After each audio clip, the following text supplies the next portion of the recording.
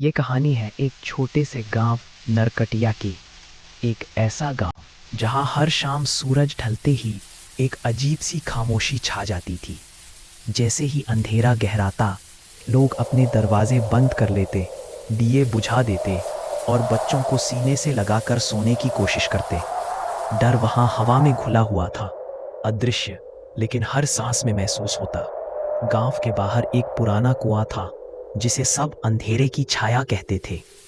कोई नहीं जानता था कि उसका असली नाम क्या है, लेकिन एक बात सब जानते थे, उस कुएं के पास रात को जाना मौत को बुलावा देना है। कहते हैं जिसने भी रात के सन्नाटे में उस कुएं की ओर रुख किया, वो फिर कभी नहीं लौटा। एक रात गांव में एक नया मास्टर आया। नाम था राहुल। पढ़ा लिखा, नास्तिक और डर को सिर्फ एक वहम मानने वाला। जब गांव वालों ने उसे चिताया तो वो हंस पड़ा।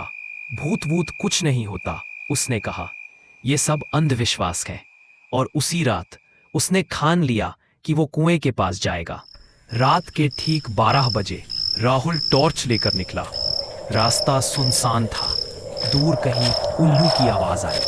पीपल के पेड़ की शाखाएं हवा में कांप रही थीं। झिंगुरों की झंकार और ठंडी हवा ने माहौल को और भी रहस्यमय बना दिया। जैसे ही वो कुएं के पास पहुंचा, टॉर्च की रोशनी झपकने लगी और फिर अचानक बंद हो गई।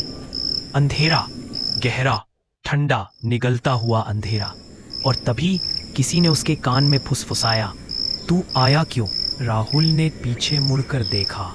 कोई नहीं था, लेकिन अब उसके पैरों के नीचे जमीन नहीं थी। वो कुएं में गिर चुका था। गिरते हुए उसे एक चेहरा दिखा, अधजला, आंखें लाल, बाल बिखरे हुए और होंठों पर एक डरावनी मुस्कान। अब तू भी मेरी तरह छाया बन जाएगा, वो बोली, और फिर सब कुछ काला हो गया।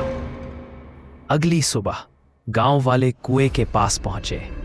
कुएं के किनारे सिर्फ एक चीज मिली, राहुल की चप्पलें और दीवार पर खून से लिखा एक वाक्य, अब मैं अकेली नहीं हूं। कहते हैं अब उस कुएं से 2 परछायां निकलती हैं, एक पुरानी और एक नई।